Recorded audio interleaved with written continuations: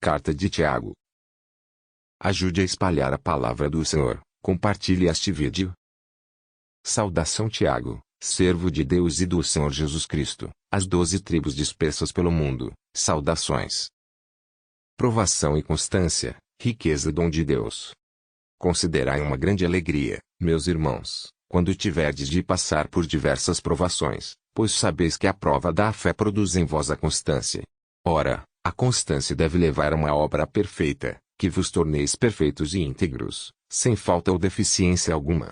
Se alguém de vós falta sabedoria, peça a Deus, que a concede generosamente a todos, sem pôr condições, e ela lhe será dada. Mas peça com fé, sem duvidar, porque aquele que duvida é semelhante a uma onda do mar, impelida e agitada pelo vento. Não pense tal pessoa que receberá alguma coisa do Senhor, ambígua como é inconstante em todos os seus caminhos. O irmão humilde gloria-se, quando for exaltado, mas o rico deve gloriar-se quando for humilhado. Pois há de passar como a flor da erva. De fato, quando surge o sol com seu calor, logo faz secar a erva, a flor cai e a beleza do seu aspecto desaparece. Assim também acabará por murchar o rico, em meio às suas lidas. Feliz aquele que suporta a provação, porque, uma vez provado, receberá a coroa da vida, que o Deus prometeu aos que o amam.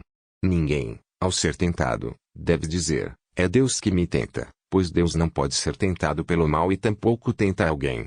Antes, cada qual é tentado por sua própria concupiscência, que o arrasta e seduz. Em seguida, a concupiscência concebe pecado e o dá à luz, e o pecado, uma vez maduro, gera a morte. Não vos enganeis, meus caríssimos irmãos. Todo dom precioso e toda dádiva perfeita vem descendo do Pai das luzes, que desconhece fases e períodos de sombra. De livre vontade ele nos gerou, pela palavra da verdade, a fim de sermos como que as primícias de suas criaturas. Escutar, falar e fazer. Sabei, meus caríssimos irmãos, que cada um deve ser pronto para ouvir, mas lento para falar e lento para se irritar. Pois aquele que se encoleriza não é capaz de realizar a justiça de Deus. Por esta razão, rejeitai toda impureza e todos os excessos do mal, mas recebei com mansidão a palavra que em vós foi implantada, e que é capaz de salvar-vos.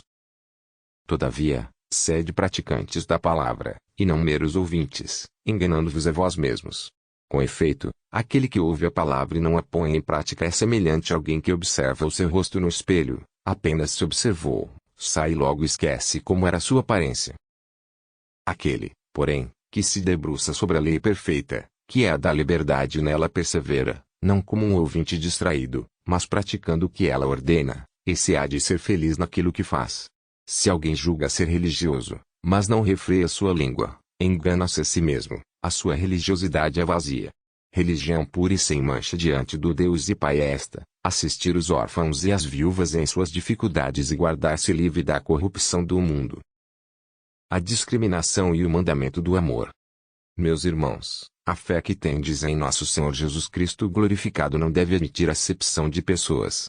Imaginai o seguinte, na vossa reunião entram duas pessoas, uma com anel de ouro no dedo e bem vestida, e outra, pobre, com a roupa surrada. Ao que está bem vestido, dás atenção, dizendo-lhe, vem sentar-te aqui, à vontade. Mas ao pobre dizeis, fica aí, de pé, ou senta-te aqui no chão, aos meus pés. Não é isso um caso de discriminação entre vós? Será que não julgastes com critérios que não convêm?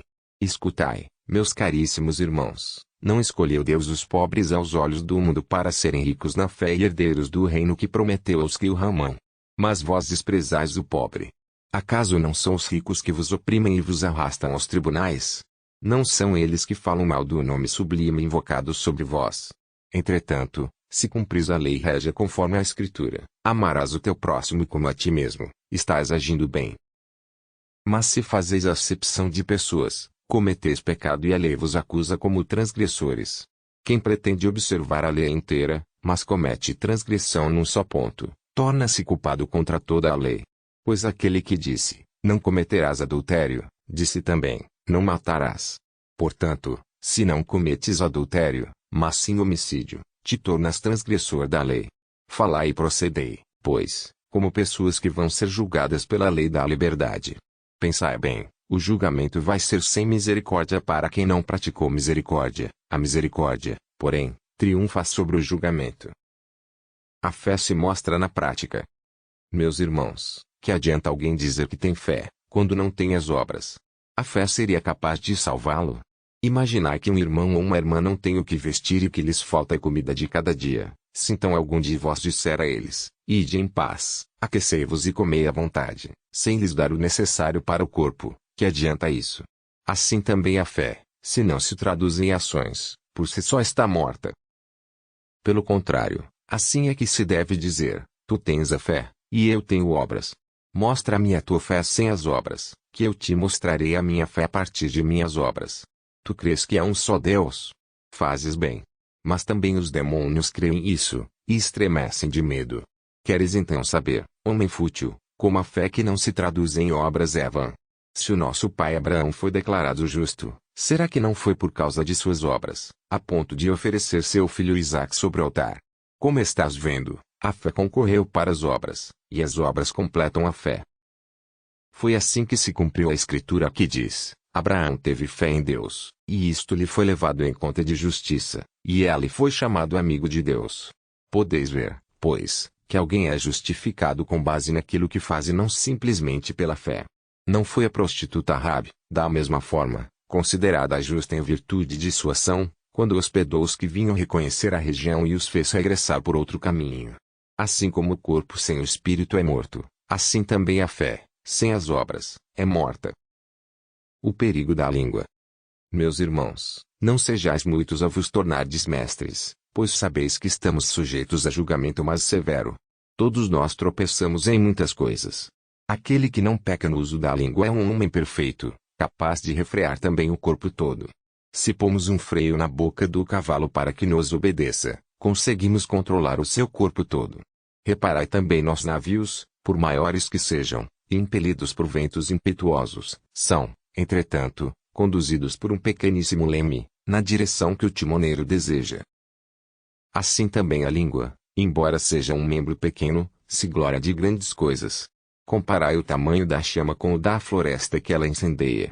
Ora, também a língua é um fogo. É o universo da malícia. Está entre os nossos membros contaminando o corpo todo e pondo em chamas a roda da vida, sendo ela mesma inflamada pela geena. De fato, toda espécie de feras, de aves, de répteis e de animais marinhos pode ser domada e tem sido domada pela espécie humana. Mas a língua, nenhum ser humano consegue domá-la. Ela é um mal que não desiste e está cheia de veneno mortífero. Com ela bendizemos o Senhor e Pai, e com ela amaldiçoamos as pessoas, feitas à imagem de Deus. Da mesma boca saem bênção e maldição. Ora, meus irmãos, não convém que seja assim. Porventura a fonte fez jorrar, pelo mesmo orifício, água doce e água amarga? Porventura a figueira, meus irmãos, é capaz de produzir azeitonas, ou a videira, figos? Assim também a fonte salina não pode produzir água doce. A verdadeira sabedoria. Quem dentre vós é sábio e inteligente? Mostre, por seu bom procedimento, que ele age com a mansidão que vem da sabedoria. Mas, se fomentais, no coração, amargo ciúme e rivalidade, não vos ufaneis disso, mas deixai de mentir contra a verdade. Essa não é a sabedoria que vem do alto. Ao contrário, é terrena, egoísta, demoníaca. Onde há inveja e rivalidade, aí estão as desordens e toda espécie de obras más. A sabedoria, porém, que vem do alto é, antes de tudo, pura, depois pacífica, modesta, conciliadora, cheia de misericórdia e de bons frutos, sem parcialidade e sem fingimento. O fruto da justiça é semeado na paz, para aqueles que promovem a paz. A discórdia, o contrário da sabedoria. De onde vêm as guerras? De onde vêm as brigas entre vós? Não vêm, precisamente, das paixões que estão em conflito dentro de vós. Cobiçais, mas não conseguis ter teologia, matais, fomentais inveja, mas não conseguis êxito. Brigais e fazeis guerra, mas não conseguis possuir. E a razão por que não possuís está em que não pedis. Pedis, sim, mas não recebeis, porque pedis mal. Pois o que pedis, só quereis esbanjá-lo nos vossos prazeres. Adúlteros, não sabeis que a amizade com o mundo é inimizade com Deus? Assim, todo aquele que pretende ser amigo do mundo torna-se inimigo de Deus. Ou julgais ser em vão que a Escritura diz, consume e anseia por nós o Espírito que nos habita. Mas ela nos dá uma graça maior. Por isso, a Escritura diz, Deus resiste aos soberbos, mas concede a graça aos humildes. Submetei-vos pois a Deus, mas resisti ao diabo, e ele fugirá de vós. Aproximai-vos de Deus, e ele se aproximará de vós. Limpai as mãos, ó pecadores, e purificai os corações, homens ambíguos. Entristecei-vos, vesti o luto e chorai. Transforme-se em luto o vosso riso, e a vossa alegria, em desalento. Humilhai-vos diante do Senhor, e ele vos exaltará. Não faleis mal dos outros, irmãos. Quem fala mal de seu irmão ou julga, fala mal da lei e julga. Ora, se julgas a lei, não és cumpridor da lei, mas sim, seu juiz. Um só é o legislador e juiz, aquele que é capaz de salvar e de fazer perecer. Tu, porém, quem és, para julgares o teu próximo? Advertências aos ricos. E agora vós, os que dizeis, hoje ou amanhã iremos a tal cidade, passaremos ali um ano, negociando e ganhando dinheiro. No entanto, não sabeis nem mesmo o que será da vossa vida amanhã. De fato, não passais de uma neblina que se vê por um instante e logo desaparece. Em vez de dizer, se o Senhor quiser, estaremos vivos e faremos isto ou aquilo, vós fazeis alarde de vossas ostentações. Ora, toda arrogância deste tipo é um mal. Quem, pois, sabe fazer o bem e não o faz, é réu de pecado. E agora vós, os ricos, chorai e gemei, por causa das desgraças que estão para cair sobre vós. Vossa riqueza está apodrecendo e vossas roupas estão carcomidas pelas traças. Vosso ouro e vossa prata estão enferrujados, e a ferrugem deles vai depor contra vós e devorar vossas carnes, como fogo. Nestes dias, que são os últimos, amontoastes tesouros. Olhai, o salário dos trabalhadores que ceifaram os vossos campos, e que vós deixastes de pagar, está gritando. O clamor dos trabalhadores chegou aos ouvidos do Senhor Todo-Poderoso. Vivestes luxuosamente na terra, entregues à boa vida, engordando a vós mesmos no dia da matança. Condenastes o justo e o assassinastes, ele não vos resiste. Constância na espera do Senhor. Irmãos, tende paciência até a vinda do Senhor. Olhai o agricultor, ele espera com paciência o precioso fruto da terra, até cair a chuva do outono ou da primavera. Também vós, exercei paciência e firmai vossos corações, porque a vinda do Senhor está próxima. Irmãos, não vos queixeis uns dos outros, para que não sejais julgados. Eis que o juízo está às portas. Irmãos, tomai por modelo de paciência nos maus tratos os profetas, que falaram em nome do Senhor. Reparai que proclamamos felizes os que fizeram prova de constância. Ouvistes falar da constância de Jó e conheceis o êxito que o Senhor lhe deu, pois o Senhor é rico em misericórdia e compassivo. Juramento, unção dos enfermos. Confissão sobretudo, meus irmãos, não jureis, nem pelo céu, nem pela terra, nem com outro juramento qualquer. O vosso sim seja sim, e o vosso não, não. Então não estareis sujeitos a julgamento. Alguém dentre vós está sofrendo? Recorra à oração. Alguém está alegre? Entoe hinos. Alguém dentre vós está doente? Mande chamar os presbíteros da igreja, para que orem sobre ele, ungindo-o com óleo no nome do Senhor. A oração feita da fé salvará o enfermo, e o Senhor o levantará. E se tiver cometido pecados, receberá o perdão. Confessai, pois, uns aos outros, os vossos pecados, e orai uns pelos outros para serdes curados. A oração fervorosa do justo tem grande poder. Assim Elias, que era um homem semelhante a nós, orou com insistência para que não chovesse, e não houve chuva na terra durante 3 anos e 6 meses. Em seguida tornou a orar, e o céu deu a chuva, e a terra voltou a produzir o seu fruto. A responsabilidade pelos pecadores. Meus irmãos, se alguém de vós se desviar da verdade e outro reconduzir, que este então saiba, quem fez voltar um pecador do seu caminho errado, salvará sua alma da morte e cobrirá uma multidão de pecados. Fim da carta de Tiago. Leia a Bíblia todos os dias.